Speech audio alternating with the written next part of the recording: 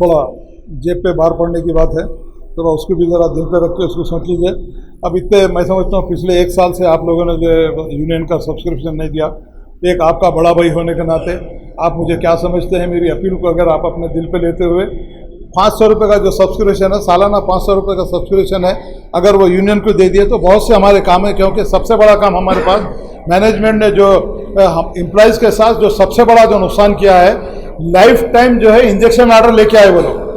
तो आप इस बात के लिए मैं आपसे ख़ास तौर से बात कहना चाहूँगा, अब तक ये लोगों ने किसी ने कहा परमानेंट इंजेक्शन ऑर्डर ला लिए, यहाँ स्ट्राइक नहीं कर सकते, यहाँ कोई काम नहीं कर सकते, कोई बात नहीं कर सकते, तो इसके लिए हमारे को आगे भी खर्चे की ज़रूरत है। अब ये मीटिंग होंगी या कुछ भी हमारे को आगे चीज़ करना है, मैं तमाम मेरे साथियों से मैं दिल की गहराइयों से आपसे इस बात की अपील करना चाहता हूँ कि इस मरतबा आप 500 रुपये दे दीजिए, और अगर वेलफेयर फंड का मामला हो गया, वेलफेयर फंड में अगर सक्सेस हो गए तो आप उस वक्त से आप जो अपने दिल से देना चाहे दीजिए। अगर उसमें भी अगर 500 रुपये दे देंगे तो यहाँ यूनियन का फंड भी रहेगा। कल के दिन हमको कुछ ज़्यादा काम करने की कोशिश करेंगे।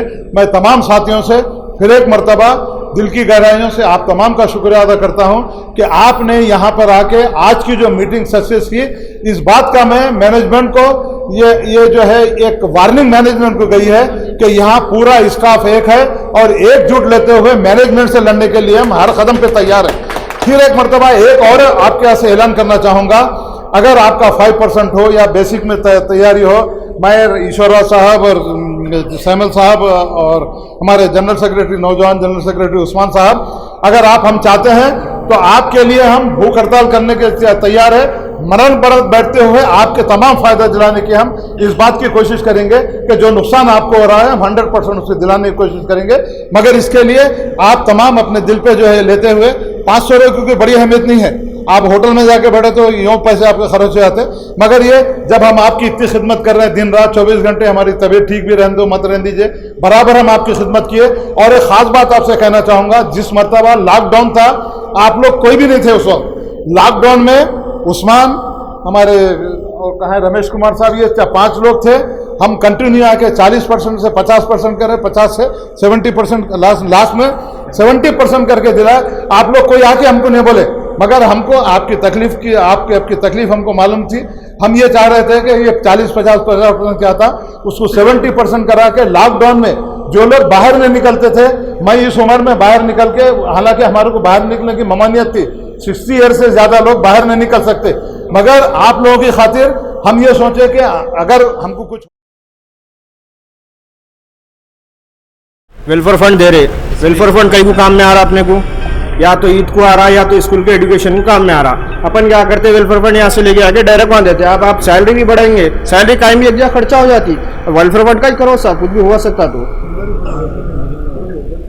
वेलफेयर बोल रहा ना साहब, वेलफेयर फंड एजुकेशन के लिए काम में आता है, एजुकेशन के लिए जरूरी है वो वेलफेयर फंड के जो इसमें अपने को एजुकेशन के टाइम पे यहाँ आप यहाँ से 10,000 रुपये ले रहे, 15,000 ले रहे, 17,000 ले रहे, जितने भी ले रहे, यहाँ से ले जा रहे, आप डायरेक्ट स्कूल की फीस बंद दे रहे। अब आप सैलरी देते, आप 20 देते, 25 देते, वो भी पूरे खर्चा हो जाते, कुछ भी नहीं रहते, जितने भी आए घर को पैसा पूरे खर्चे हो जाते।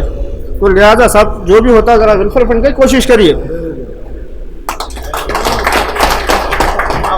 మన అందరి స్టాఫ్ సార్లకు యూనియన్ లీడర్ అందరికీ మరి దీని సమస్య ఏంటంటే ఇన్ని రోజుల దాకా మనం అందరం ఆలోచించిందంటే మనకు ఒక దీపాలకి, దసరాకు, రంజాన్కు ఒక 15,000 14,000 వస్తే మన అందరం హ్యాపీగా పిల్లలకు బట్టలు గిట్టలు తీసుకొని ఎంతో ఉన్నంతలో సంతోషపడుతుంటుంది అందరం. ఇప్పుడు వీళ్ళు చేసిన పని వల్ల ఏంటంటే ప్రతి సంవత్సరం లాగా ఒక సంవత్సరం పైసలు లేకపోతే ఇంట్లో కూడా ప్రతి ఒక్కరికి ఇబ్బందిగానే ఉంటుంది. అరే ఇన్ని రోజులు చేసిన పైసలు వచ్చినాయి, ఈ ఒక్క సంవత్సరం ఎందుకు రాలేదంటే ఈ విషయం వాళ్ళకి ఏం తెలుస్తుంది, ఇంట్లో వాళ్ళకు తెలియదు, మనకు తెలుసు. కాబట్టి మనందరం దీని మీద ఎవ్వరంతలా వాళ్ళు ఖచ్చితంగా దీని గురించి రెస్పాన్స్ కావాలి. ఎందుకంటే ఇది ఏ ఒక్కరిలోగా సమస్య, అందరి సమస్య ఇది. దీని గురించి మన అందరము, నువ్వు నేనని కాదు, సిగ్గు గీకు మాట అవసరం లేదు, నాకు మాట్లాడడానికి రాదు, నేను ఎప్పుడు మాట్లాడలేదు మైక్ ముంగట. దీనివల్ల ఏంటంటే మనకు ప్రతి సంవత్సరం అంతో ఇంత పెరుగుతుంది, ఆశతో చేస్తున్నాం. ఇప్పుడు ఆ పైన వచ్చే టిప్పులు కూడా లేకుండా చేసేసారు. మనకు రూపాయి ఆమ్దాని ఉందో లేదో దేవుని తెలుసు. మనం ఇప్పటిదాకా చేసిన ఆశ ఏంది, మనకు వెల్ఫేర్ పైసలు వస్తాయి, రేట్ల మీద అంతో ఇంత వస్తాయి, అసలుకే ఎసరు పెడితే మీ ఇన్ని చేసిన పాయిది ఏముంది మనము డ్యూటీలు. దీని గురించి ప్రతి ఒక్కరు ఆలోచించాలి. నువ్వు నేనని కాదు, ఇది ఒక్క సమస్య కాదు ఇది. అందు గురించి మీ అందరికి నేను విజ్ఞప్తి చేస్తున్నా, ప్రతి ఒక్కరు దీని గురించి రెస్పాండ్ కావాలని మొక్కుతున్నా. लिया मैं तो सबसे जाने से पहले स्टार न्यूज़ का शुक्रिया अदा कर रहा हूँ इसके लिए. एक हमारे को क्या है, सेक्रेटरी साहब बहुत अच्छा काम करे और ऑनरेबल मेंबर 6000 मेंबर से रिक्वेस्ट कर रहा हूँ मैं 5% निकालो बोल के ऑलरेडी सेक्रेटरी को इंटीमेशन दिए गए थे. इसलिए मेंबर बोले गए थे 5% अगर स्टाफ को दिए तो हम मेंबरशिप छोड़ देते बोल रहे थे. इसलिए हमको क्या करना है, ऑलरेडी मेंबर से रिक्वेस्ट करना है, आप ऐसा सेक्रेटरी को बोले कि आप लोग 5% अगर स्टाफ को देना चाह रहे तो हमारी मेंबरशिप छोड़ देते बोल के बोले थे. इसलिए हम जिद्दोजहद करेंगे, इसके लिए मेंबर से भी करेंगे और सेक्रेटरी से भी करेंगे, यानी कि 5% जाने नहीं देंगे. अगर गया तो भी हम उसके लिए सैलरी बढ़ा के रहेंगे हम उसको, या सेक्रेटरी रहने दो या सेक्रेटरी का बाप रहने दो, हमारे को उससे डरने का नहीं है. हमारे को जी उजरी करना नहीं आता और करेंगे भी नहीं. हमारे स्टाफ के लिए जो करना है हम करेंगे उसके लिए. इसके लिए तो वर्मा स्टाफ फंड हर मेंबर को आप लोग रिक्वेस्ट करो, ज़रा आप लोग सर्विस में रहते हैं साहब, आप 5% निकालो बोले कहते आप लोग. सेक्रेटरी लेबर कमीशन का बोला ऐसा है, आप 5% अगर स्टाफ को दिए तो मेंबरशिप छोड़ देते बोले कहते. इसलिए हमारा साल को 31 लाख लॉस हो रहा स्टाफ के लिए. और आर्मी मेंबर से मैं रिक्वेस्ट कर रहा हूँ, आप जो 5% देते हमारे बच्चे एजुकेशन के लिए पढ़ने के लिए पैसे काम आते हो, हमारे रमज़ान दशहरे में हमारे को काम आते. आप जो 5% दे रहे हैं हम उसके लिए ईद बारात कर रहे हैं हम, उसको भी हमारा ऑनरेबल सेक्रेटरी राजेंद्र कुमार हमारे पेट पे मार रहा हूँ. इसलिए ये पेट पे नहीं मारने से पहले राजेंद्र के पेट पे मारो आप लोग. वो आप लोगों का बहुत बहुत शुक्रिया. आप लोग हमारे मीटिंग में जो सक्सेस करे स्टाफ के लिए हमारा बहुत बहुत शुक्रिया. आए जो मैनेजमेंट हमारी मिनी कमेटी जो भी है, मिनी कमेटी का शुक्रिया अदा करते हुए मैं ऑल स्टाफ का शुक्रिया अदा करते हुए हमारी जो भी मीटिंग में आए बहुत बहुत शुक्रिया आप लोगों का. सबको आदाब नमस्ते.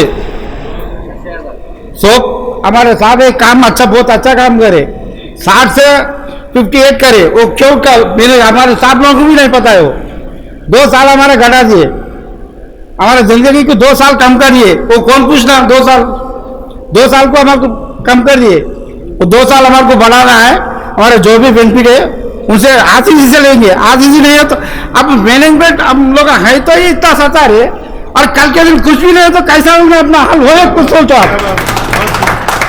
इतने लोग रहने के बाद इतने सता रहे इतने लोगों को, अगर इतने लोग नहीं है तो क्या क्या हाल होंगे लोगों का, एक बार सोचो आप.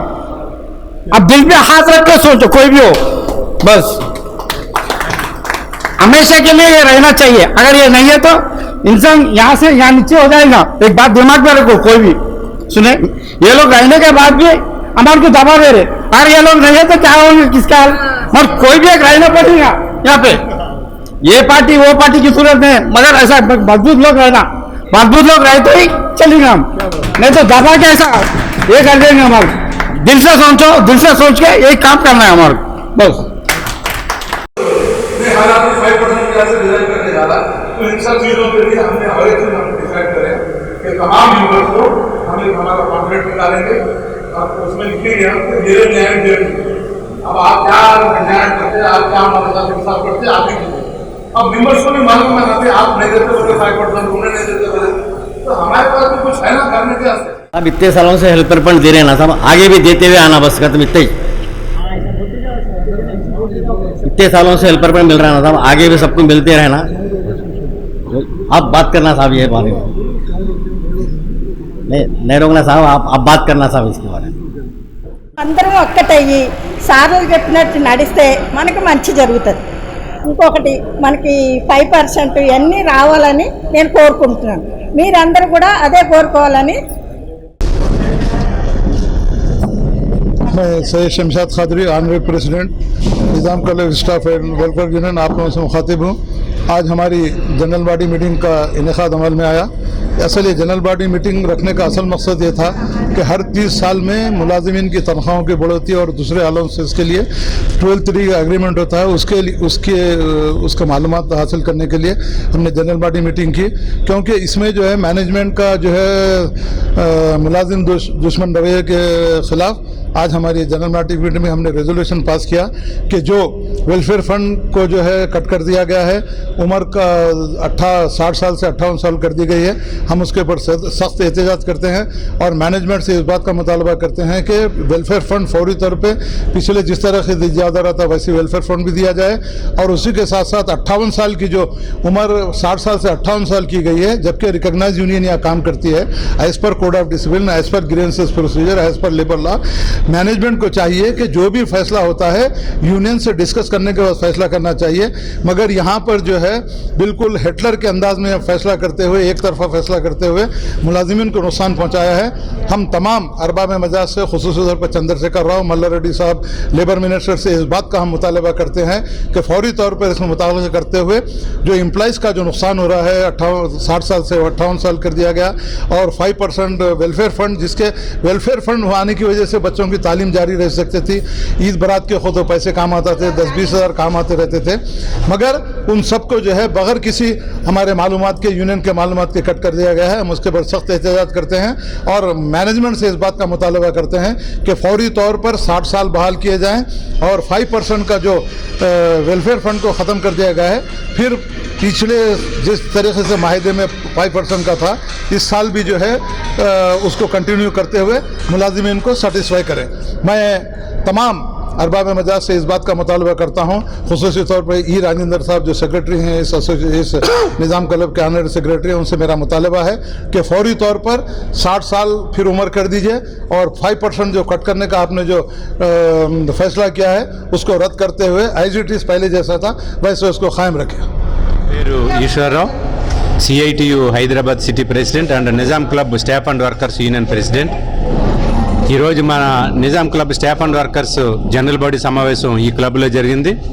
ఇప్పటి వరకు మేనేజ్మెంట్ మాకు అగ్రిమెంట్ చేయాల్సి ఉందంటే 12/3 అగ్రిమెంట్ యాక్చువల్లీ April 1, 2022లో చేయాలా.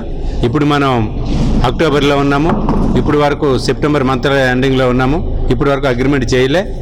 డిప్యూటీ కమిషనర్ ఆఫ్ లేబర్ దగ్గర 4-5 టైమ్స్ మీటింగ్ అయింది. మేనేజ్మెంట్ మాత్రం ఏమీ బెనిఫిట్స్ ఇవ్వడానికి సిద్ధంగా లేదు, కానీ వర్కర్స్గా ఉన్నటువంటి బెనిఫిట్స్ కూడా కట్ చేయడానికి సిద్ధపడతా ఉంది. అట్లాగే స్టేట్ గవర్నమెంట్ ఎంప్లాయీస్కి 61 ఇయర్స్ కోసం కేసీఆర్ సాబు కొత్త జీవో తీసుకొచ్చాడు. స్టేట్ గవర్నమెంట్ ఎంప్లాయీస్కి 61 ఉన్న తర్వాత నిజాం క్లబ్ వర్కర్స్కి 58 ఇయర్స్ ఎట్లా చేస్తుంది మేనేజ్మెంట్? ఇక్కడ ఉన్నటువంటి ఆనరీ ప్రెసిడెంట్ కావచ్చు, క్లబ్ ప్రెసిడెంట్, సెక్రటరీస్ మేము అడుగుతా ఉన్నాం సిఐటియుగా, మీరు ఏజ్ ఎట్లా తగ్గిస్తారు? ఇక్కడ రికగ్నైజ్డ్ యూనియన్ ఉంది, మాతో సంప్రదించాలి, మాతో నెగోషియేట్ చేయాలి. వెల్ఫేర్ ఫండ్ కట్ చేసినా, ఏజ్ తగ్గించినా, XYZ ఏమైనా బెనిఫిట్స్ మీరు కట్ చేయాలని అనుకుంటే బిఫోర్ యూనియన్తో డిస్కస్ చేయాలి, ఆఫీస్ బేరర్తో డిస్కస్ చేసిన తర్వాత మీరు మీ రిజర్వేషన్ పార్ట్ చేసుకోవాలి మీ మీటింగ్లో. అదేమి చేయకుండా యూనియన్ పక్కన పెట్టి మీరు ఇండిపెండెంట్ నిర్ణయాలు చేస్తా ఉన్నారు. This is not correct. కాబట్టి మేము ఈ నెల 20th deputy commissioner of labour దగ్గర జాయింట్ మీటింగ్ ఉంది. ఆ జాయింట్ మీటింగ్లో మా డిమాండ్స్ అన్నీ కూడా రేజ్ చేస్తాము. ప్రధానంగా మాకున్నటువంటి 5% వెల్ఫేర్ ఫండ్ కట్ చేయడానికి వీల్లేదు. As it is still now today ఏమి బెనిఫిట్స్ వస్తున్నాయి యాజ్ ఇట్ ఈజ్ రావాలి. నెక్స్ట్ అగ్రిమెంట్ చేయాలి. అట్లాగే మిగిలిన బెనిఫిట్స్ కూడా ఇవ్వాలి. ఏజ్ కూడా తగ్గించడానికి లేదు. యాక్చువల్గా స్టేట్ గవర్నమెంట్ ఏదైతే ఉందో దాన్ని ఇక్కడ ఇంప్లిమెంట్ చేయాలి. ఇది కాకుండా మేనేజ్మెంట్ కనుక మా మాట వినకుండా ఇండిపెండెంట్గా పోతానంటే కనుక కార్మికులందరం కూడా ఐక్యంగా ఉన్నాము, స్ట్రైక్లోకి వెళ్ళడానికి కూడా సిద్ధంగా ఉన్నామని చెప్పి నిజాం క్లబ్ మేనేజ్మెంట్కి హెచ్చరిక చేయదలుచుకున్నాం. That's all.